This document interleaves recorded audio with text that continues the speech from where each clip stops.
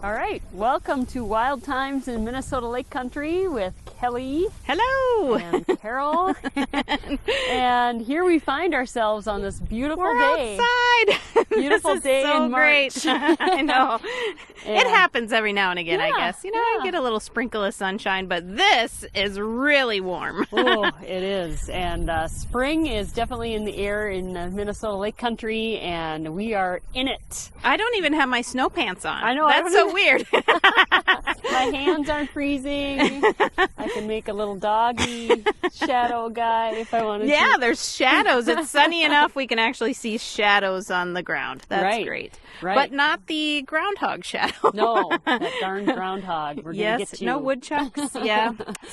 So yes, but here we are. We're in the middle of Tamarac National Wildlife Refuge, and today we're going to talk about our little friends, the beavers and muskrats. Yeah, I'm sure we've talked a little bit about animals preparing for winter, but now we're in the season where some of these critters are starting to run out of cache of food. So it's a lot more likely, especially on a nice day like this, that you might see some of these animals out and about. So not all animals, hibernate. Some are not true hibernators. They go into a torpor or short hibernation on and off. And then, of course, there's animals like the beaver and muskrat that are up and awake all winter long. So I hope we do see some other animals that are out of their torpor for the day too. So we could see chipmunks, we could see skunks and raccoons and all of those things that we really haven't seen in the deep dark of winter, but might be out today, which is kind of exciting. So what do those critters do when they get out of torpor? I mean, I'm sure the first thing is I'm hungry. And I might have to poop. Right. Yeah, that happens too after a few weeks in torpor. Yes. So obviously take care of themselves. And what would they search for now to eat? Yeah. Well, it depends on the critter, but skunks are going to be digging around for to dig up some grubs and things like that. There will be some eat plant material too. So it varies. Raccoons are probably looking for roadkill and stuff. They'll eat about anything, it seems. Right. And I noticed there were some eagles flying around today too, but I'm sure they're looking for those critters that are looking for other things. Yes, it is. Well, now the roadkill has been, revealed with the melting of the snow, so there are a lot of eagles alongside the roads, eagles and other animals like crows or birds, things that are eating that kind of garbage, I guess. All right, the garbage cleanup crew is well underway, although we don't have turkey vultures back in the area yet. Oh, okay. They're kind of a later arrival in terms of spring. From? So they've been spending the winter in the southern states. Oh, yeah. They're smart. Yeah. They've missed out on cross-country skiing and snowshoeing and all of those great activities that we loved. We loved. So we're standing, we've got something behind us, Kelly, that is kind of a cool sight. It looks like a big pile of mud right now. It is. It's mud and sticks, and that's kind of a key. And it's like the size of us, so it's pretty big.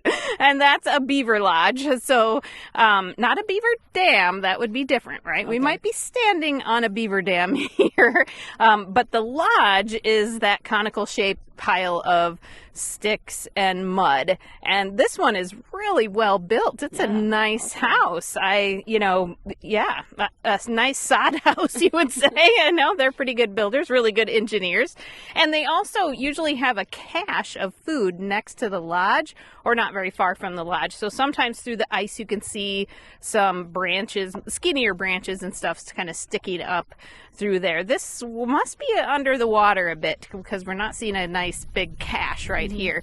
But this is about the time of year, March, when that cache is kind of depleted, and so they might be out and about chewing on, dropping a few trees and coming up with some more food to supplement them, because we're not gonna really get out of winter until this is like teaser. Yes, this is a teaser. Just a teaser. Yes. But yeah, we still have a lot of March to go, and April, and some years a bit of May. So you just never know. But it's good to be out while we can. So the beavers also have a really thick fur, and what's interesting is in the wintertime, their fur is a little bit darker in the winter, and of course thicker, and this is the time that, if you were trapping beaver, you would want to do that in the wintertime. That's why a lot of the trapping happens this time of year, because their fur is much more thick and luscious, at this time. And same with muskrats. So this is also a good time to trap muskrats, or like earlier in the winter when they start developing. Is this a muskrat or a beaver? Yeah, so to know the difference, the beavers will use big sticks like this, and muskrats will primarily use cattails or bulrush, plant material. And it's about half, maybe even a third of the size. It's just a smaller hut. So when you see a pile of cattails in a conical shape, that's a muskrat.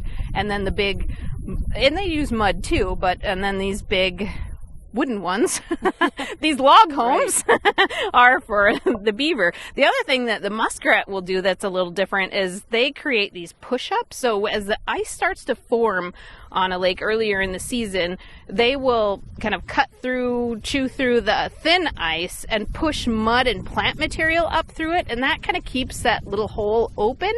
So it's kind of a breathing hole. So unlike the beavers that create this big cache next to their house, the muskrats are swimming around and eating plants underneath the water throughout the season. They don't create the cache like the beaver does. So these push-ups then are places where they can escape out of the ice and have kind of a protected place to eat the plant material during the winter months. And even when you get a lot of snow on top of that, then pretty soon you have like this little tiny house. A little miniature kitchen, I guess it is, out there on top of the ice for the muskrats. Anyway, they're on trend. Yes. Yes. Little tiny homes. Well, I probably could use a few kitchens. Exactly. Who needs a tiny house when you just have kitchens everywhere? I see to the left of the little house here, there's a little. Is that their pool? Oh, yeah. There's a little pool. So they go underneath and they swim under. Because I said, where are they? I don't see any action other than the trees. When we walked in here, we saw some new felled trees that they were nibbling on. They look pretty new. Right. So those, so that open area is probably where the cache was. Okay. There just isn't much left. Oh, so there's probably dark plants and stuff there that have warmed it up. And so then the water's open near there a little bit more. I just thought maybe that's where they do the dive. That's the diving well where they do their Lindy. Well, the hole to their house is under the water. Okay. So they're under the water, and then usually they find an opening near the shore, or keep an opening near the shore where they swim under the ice to that opening in the shore, and then they're walking across the landscape to cut down a tree. Well, my mom used to say too, kind of looking at where this little lodge is in association to the shore or land. If it was farther out in the middle, there was going to be a mild winter. Is there any truth to that? I don't know. Since they use the same lodge over and over, I don't think that's probably too true. Muskrats do too. They use the same lodge over and over. Muskrats are probably more likely to rebuild more often than, because that, through the summer months, a little cattail hut won't stick around as easily as this log home. This log home's kind of permanent. And it's the same beavers that come back. Yeah, usually the same family is using it. Sometimes they're not active lodges. I mean, they can move around and such. And there's probably 4 or 5 beavers that live in this nice big lodge. And same with a muskrat hut. There's usually about 5 or so muskrats that might live in there. Well, this is a lovely little spot. There's not too many neighbors around. Yeah, they kind of have the place to themselves, don't they? Yeah. That's pretty nice. Yeah, it is. Nice real estate you got here, beavers. Right. Okay, so tell us a little bit more about our little beaver friends. You said they have a winter coat. Do they, like my dog, do they lose their winter coat? They don't comb themselves. I know they do a lot of swimming. Well, they will comb themselves with their claws. In fact, underneath their tail, they have a gland that has oil in it. And so they'll use the oil from that. It'll be excreted, and they comb it through their hair to keep it nice and oily so that it doesn't absorb so much water, obviously. And then, but they do grow a nice thick undercoat of fur there and guard hairs on top, so the water just kind of beads right off of them. And it's so thick. And of course they have a nice layer of fat underneath their fur as well, or underneath their skin layer. But this fur will be a lot darker in the winter time, absorbing the sunlight when it can, compared to the summertime. Okay. Right. So same with muskrats, same with porcupines, by the way. They're a little darker looking in the winter time than in the summer. Okay. All right. Yeah, so this is a little pelt that you have. Yeah, very nice. Yeah. Little.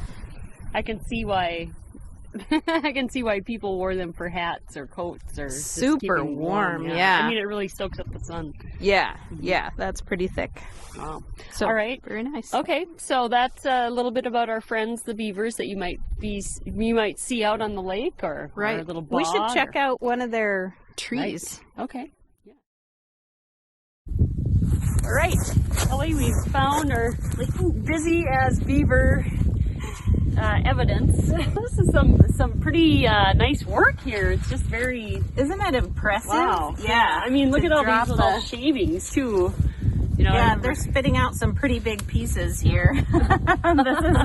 This is, I don't know if you could, gosh, their teeth are just so amazing to be able to cut through that. So would you say this would be a beaver? One beaver, or would be a couple beavers, maybe? Well, generally you only see one at a time doing this kind of thing. Yeah. So yeah, this is amazing.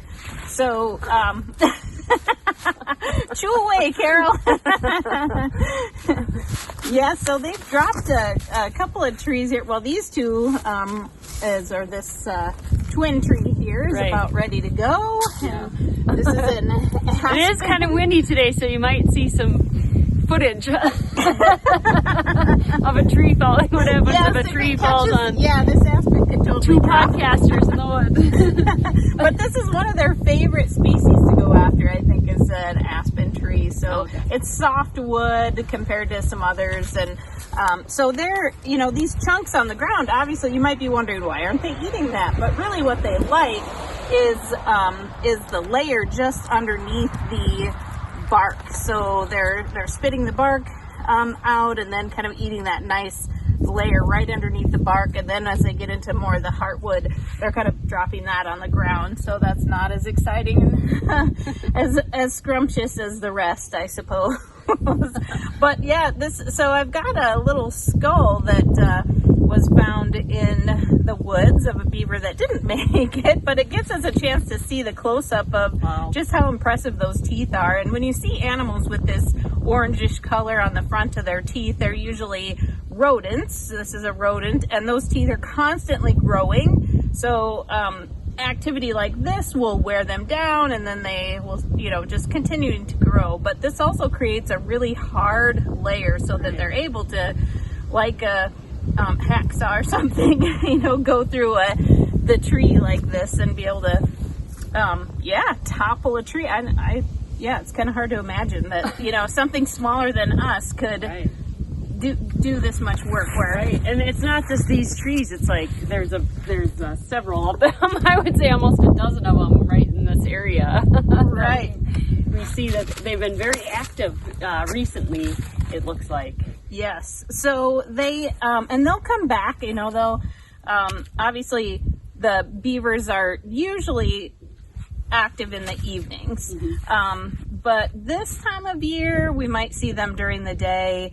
In order to keep that lodge warm that we were talking about earlier, they change their time frame of how they operate. So normally in the summertime, they'd just be active in the evening and that's it. But this time of year, they take turns leaving the lodge. So it turns into more of a 24-hour, their circadian rhythm changes, and they're only leaving one at a time. So the lodge isn't empty and getting too cold at any one time. They make quite a path. They have really a pretty steep path, across an area. So, and some of the other little trees, some are little aspen, maybe willow, those kind of things that they're after. Always a wonderful wild time here in the woods with you, Kelly. It Well, thanks for letting me get you muddy today, Carol. No problem. If the sun is shining, boy, and it's warm outside, I'm there. I'm a fair weather fan. That's great. That's great. Another good day for rubber boots. That's right. Well, until we see you again, have your own wild time. I'm Carol. And I'm Kelly. Wild Times in Minnesota Lake Country.